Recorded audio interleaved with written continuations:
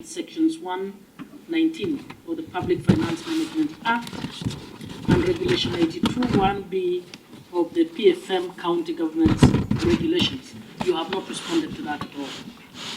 Chair, you will note from this response that majority of these accounts that were opened are health centers and dispensary accounts. And they are basically opened for the purpose of petty cash operations and administration expenses for specifically a donor called Danita. And the conditionalities of that donor was that we were supposed to open these accounts. And the PMF Act is very clear. That the CC Finance authorizes the opening of accounts in the respective respective commercial banks. Are you really responding to what I've asked? Have you done this in accordance with the sections of the PFM Act that I have pointed out? I can't go specifically which section of the law. Excuse me, Chair. Yes. You ought to actually. You are the chief. No. I mean, you are the CC in charge of finance. CC in charge of finance. Absolutely. So you should be the person with the best knowledge on how PFMA should be implemented. So you need to be responding to that, because the accusation is that you've opened them not in accordance with the sections that I've guided. Did you look at the sections when you were written to? Yeah, we looked at those sections, Chair, and I was properly guided that we operated within the law. That the commercial banks, that the accounts were opened within the law. There was nothing illegal in opening those accounts. Madam Vice Chair, I would like to ask our legal team, could you please read the PFM Act, the section that the Vice Chair has talked about?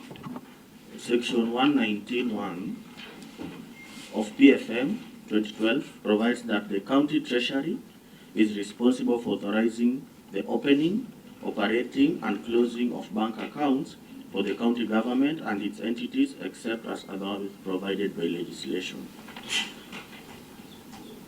Regulation 82(1)(b) of PFM Regulations 2015 provides that all county government bank accounts shall be opened at the Central Bank of Kenya, except for impressed bank accounts for petty cash. 82(4) that except with the prior authority of the county treasury, no accounting officer may open a bank account for the deposit, custody, or withdrawal of public money or other money for which he or she is responsible in his or her official capacity, or for the transaction of official banking business. Regulation 82(5) that the authority of the county treasury shall be conveyed in writing to the responsible accounting officer with a copy to the controller of budget and the auditor general. 82(6) county treasury may prescribe the banking rules and the maximum balance which may be held in any official county treasury single account, sub-account, or other bank accounts, and if at any time this balance seems likely to be exceeded, the officer operating the accounts shall consult county treasury on action to be taken. Now the question then, me as a legislator in this committee, the question I ask is, why are we having the contradiction between where the law says that the accounts have to be open in central bank, and yet the reality is what they are working on is that the donor agencies and all the other statutory payments which are being made through borrowing or granting, one of the conditions they give is that the county government has to open a commercial bank. That's, I think, the contradiction in this law. What do we do to cure this? Because the feeling I'm having is that it's indeed abnormal to have a county open 350 accounts. I mean, it is the story that makes headlines. But the reality is that when I looked at each and every single document, and I wanted this question to go to the governor, I have seen all the names, the letters, the recommendations, who's going to sign for these accounts. And on each of your letter you say, and I'm not defending you, sir, I'm just analyzing this. On each of your letters you say, this money is from Danida, and Danida tells us we open a commercial account. So, of course, there is here for the account for car loans, which I understand because then you have to pay your MCS. The question I was asking, Governor, and this is what makes a lot of us worry, because we fear that this exercise can be abused. Were all these bank accounts that you opened a requirement before you received donor funds? Thank you. Or even after you received the donor funds, did they tell you open these accounts? Yeah, I think that is such an important issue that we need to look at. The truth of the matter is that I think almost all dispensaries in this country are supported with Danida funds for small activities that are run in those dispensaries. Payment of salaries for people like watchmen or casuals who are doing cleaning and things like that. It's unfortunate that these funds must be disbursed directly to the accounts of those dispensaries. And those dispensaries are operated by committees that are elected from the locality. Indeed, none of the officials of the county operate those accounts, but they get authorized by the sub-county health committees. What the finance department have done is that they insist that every time that disbursements are made, there must be an expenditure report that comes back to our finance department. I have a letter from the Council of Governors, for example, that gives direction on disbursement of Danida primary health care funds to support program financial year 2023-2024 funds. In this letter, they are simply saying counties are required to urgently transfer the funds from county revenue fund account to the county Danida PHC special purpose account. Now that's a special purpose account that is opened by the county to receive Danida funds. And once that account receives the Danida funds, it transfers it immediately to all dispensaries in the county. And we may look like we have so many accounts, but we have about 273 accounts or 273 dispensaries distributed all over the county. So yes, I want to say this, that the county government has no interest in opening accounts other than for specific purposes. And the ones that we have in this, for that matter, are specifically for revenue collection, which is just receiving money for revenue. And then for level 4 hospitals, which operate under FIF, where they receive money for user fees and receive money from the county for expenditure, whatever budget is meant to be given to those accounts. The other ones is for grant accounts for conditional grants. Conditional grants generally require that you open special accounts so that they can be able to monitor. The other thing that I didn't tell you about the Danida accounts, that they have got their own accountants who come and check on the use of those funds. They are closely monitored by the donor. And if you don't, then they will not renew for the next financial year. And I would like to even inform this committee that as we speak now, I think about how many counties have been authorized? 36 counties. Not all the 47 counties have been allowed to continue receiving Danida funds because they did not comply with the requirements that they do require. Every grant or conditional grant which comes to the county requires us to open a specific account so that they can be able to audit directly the donors. On the issue of accounts for municipal councils, we collect the revenue from the municipalities under the county revenue accounts.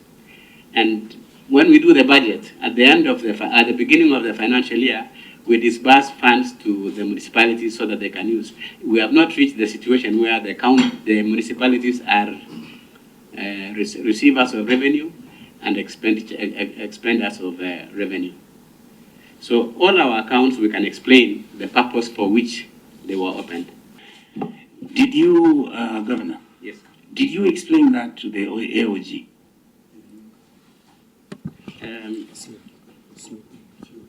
Honorable Senator, I have not had any opportunity to be asked any question regarding the accounts by the Controller of Budget, but I would have been happy to speak to them. I meant the Auditor General, because these queries of how many accounts that county governments are opening, depending on which sector and whatever it is, it's an issue that the Auditor General has raised on from various counties. So for me, and I said this is purely because I happen to be in between two different committees, that in the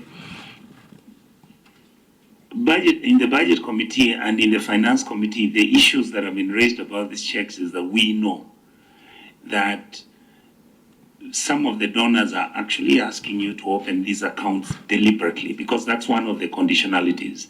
So what baffles me and what is confusing us, why is the Auditor General still mentioning this as an audit query? Chair, if I may ask, I may answer. You are with me? Yes, yes. You get? Yeah, I get. Thank you.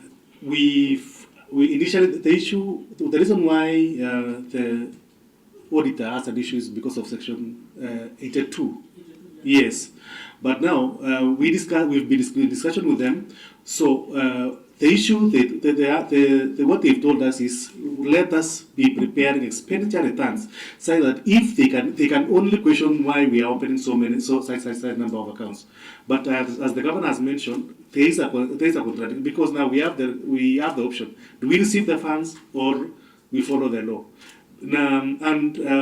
One thing that it's become difficult also for us is, we are required to open all the bank accounts from Central Bank, and the National Treasury, who is supposed to guide us, are the one who are giving us authority again, even the grants or donor funds to open with commercial banks, and they are the one who are signing the agreements with the donors.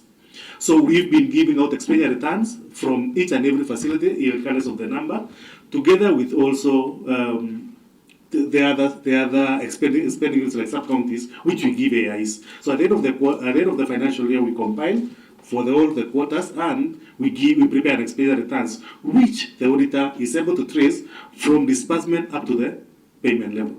Just make me understand. The NIDA funds are not only given to Baringo, they are given to very many other counties. I've sampled counties which surround you and the accounts they are operating. And I would want you to tell me whether they receive those funds or what is unique in them. Baringo and Marakwet operates 9 accounts, Kericho 52, Laikipia 12, Nakuru, which is far much bigger, 12, and Nandi 7.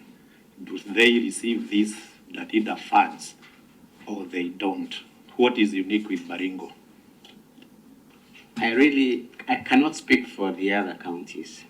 I would be doing a lot of disservice if I explain why they are able to open 12 accounts or 52 accounts like Kericho. I think, to be honest, Kericho is a smaller county than us. Maybe the number of dispensers that they have could be less, but I am not competent enough to explain. But let me ask my CC Health to say. He was also working in Nakuru County. Chair, I want to make clear, all counties are beneficiaries of the leader funds.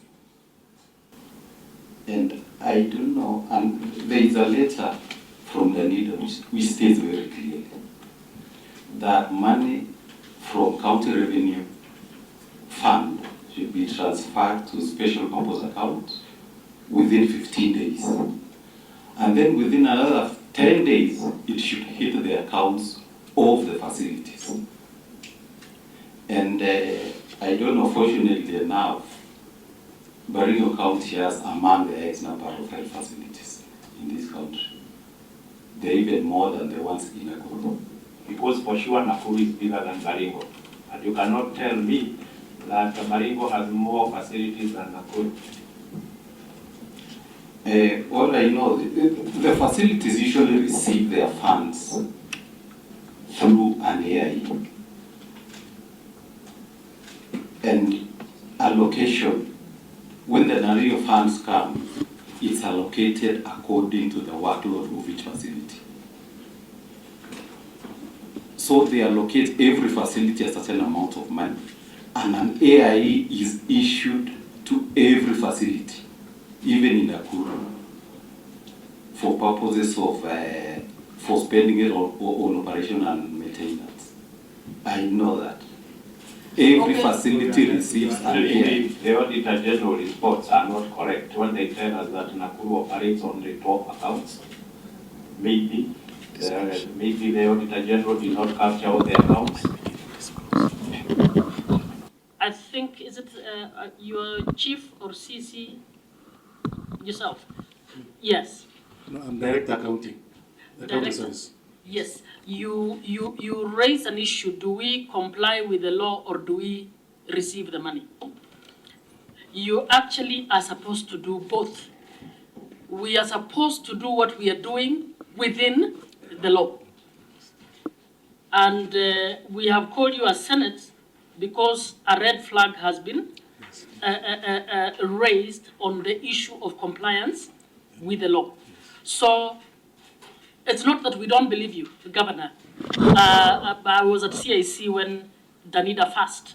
We are the first ones to tell Danida you must give county monies to counties and not to the national government.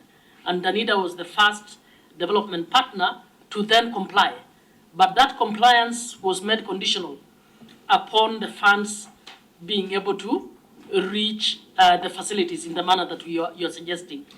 Now, what we need to ask ourselves, if we are violating Section 82, or we are violating a particular regulation, what is the best way for us to operate within the law?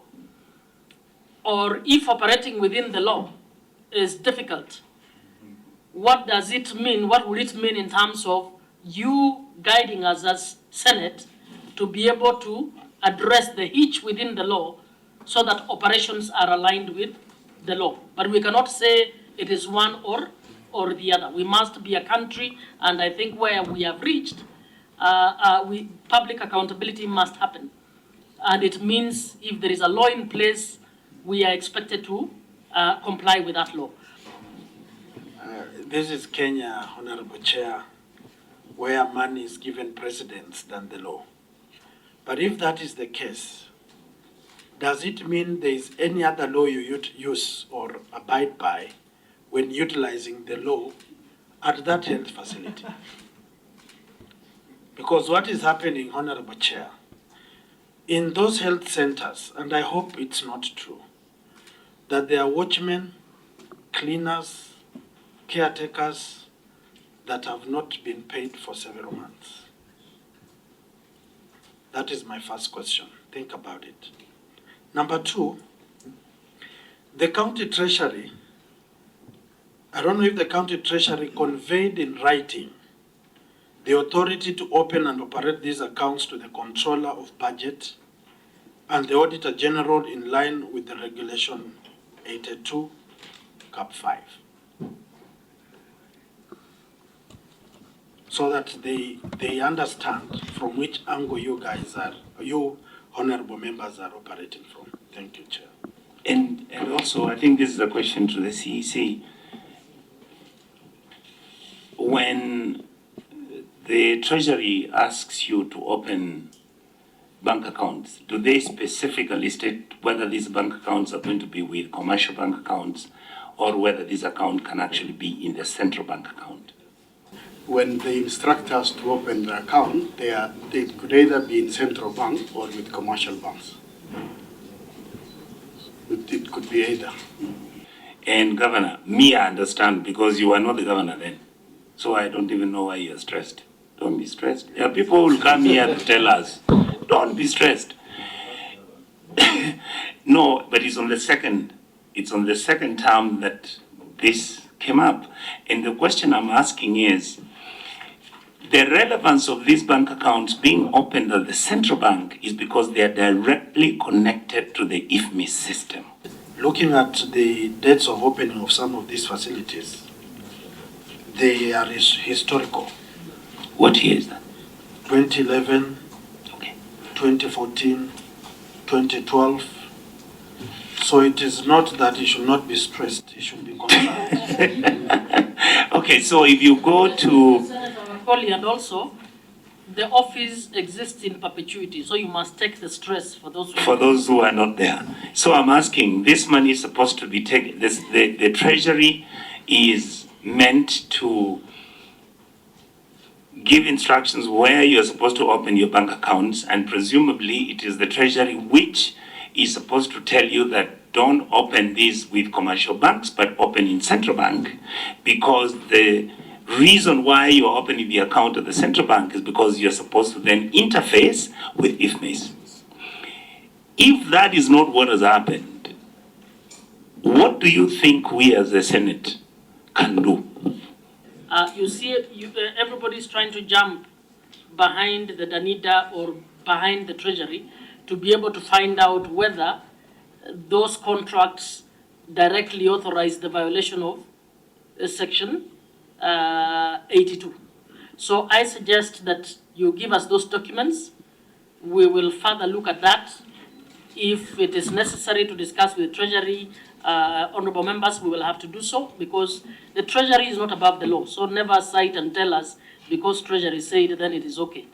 The Treasury is not above the law. They are like everybody else. Then they need to respect the laws that have been passed. From where I sit, I would like to obey the law to the letter. And I think that there is some tidiness and some tiding that needs to be done on the issues regarding accounts that are required by our partners, the requirements of partners, so that we can fulfill their requirements to be able to get funds.